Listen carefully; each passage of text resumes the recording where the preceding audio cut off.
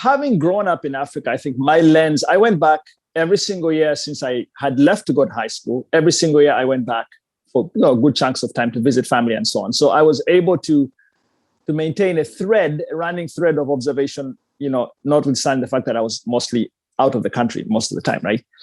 And I think the first thing that I noted was that it seemed to me that for the first time in Africa's history, the people that stood to gain more from instability than what they lost had diminished relative to those who stood to lose more from instability. So what had happened? People's incomes had risen. People had gone from, when I grew up in Uganda, when I was 5 or 6 or 7, my primary focus was safety, right? It's Idi Amin, it's volatile, it's chaotic, it's all about safety. Forget electricity. No one's talking about having your vitamins, right? Like that's just a non-issue, right? You're just trying to be safe and alive. And I started to realize that that had changed. As people's incomes rose, they sent their kids to better schools. They wanted to keep their kids in those schools. They started to spend more, become more focused on their healthcare and on the things that lots of people on this call now focus on, started to become much more important. And for those things to continue, stability was very important. And that became a broad-based theme across most countries that I went to. And that to me was the first real sign that the tide had turned permanently in this geography, right? Like once that happens and people take that into their own hands, then they'll do everything to protect that situation. So that was the first observation.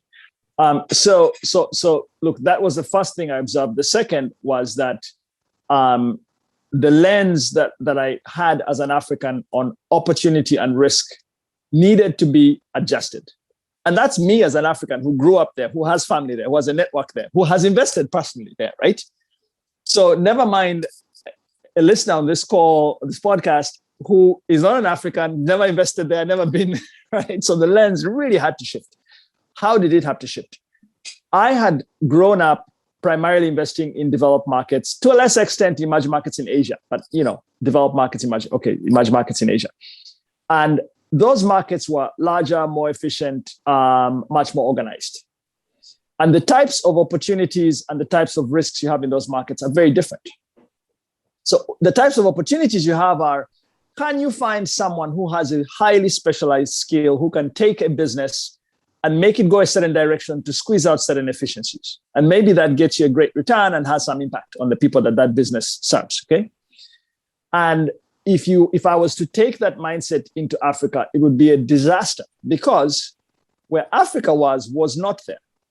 Where Africa was, whereas a middle market business, for example, in the US might be growing at 8 or 10 or 12% a year, businesses in Africa were generally growing at 20, 30, 40, 50, 100% a year. And when a business is growing that quickly, first of all, it's generally a simple business. There is demand. I remember going to Ethiopia, and there was a beverage business selling bottled water, and there were trucks going out the back, and the guy was rationing the bottled water. People would come up and he'd say, "I'll give you 10 cartons, or I'll give you traders, right? I'll give you 15, 30. This is just water in a plastic bottle, right? It's like something you and I don't think about when we go to a grocery store, right? So those types of businesses, what they needed was capital, good governance, right? So it's probably run by someone and his wife or his cousin, good governance, a board structure, and so on. Probably help expanding a factory, or help defining the route to market, or trying to get them out of things they shouldn't be doing, right? That they've had to do in order to get off the ground, and so on. And the impact on returns that you could generate and the impact on the people that it touched was just unprecedented. Like, I hadn't seen anything like this, meaning you could go into market and deliver very interesting returns, and you could impact millions of people at the same time without a trade-off between the two. Okay, so that to me was particularly attractive, because from where I sat, the trade-off was acute. You generated lots of returns, and it wasn't clear if you had any positive impact on anyone, right? Or you had impact, but it was basically a charitable phenomenon, right? Right. I think that was the second thing that was really attractive. I think the third thing was realizing just how much skill had gone back into Africa. So as I was growing up, lots of people like me would have left, gone to school abroad, worked abroad, and so on. And as global crises started to happen, so for example, when the global financial crisis happened, lots of people moved back. People lost their jobs where they were in New York, whatever. They moved back. And then they realized, gosh, the opportunity is actually quite significant. So the aggregation of skill sets had risen much faster than I anticipated.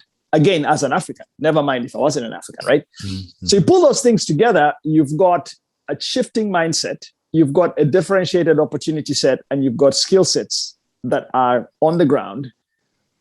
And you can do that in a way that delivers return and has impact. I don't know where else in the world at scale where you can do that. Right? So that for me was the attractive point.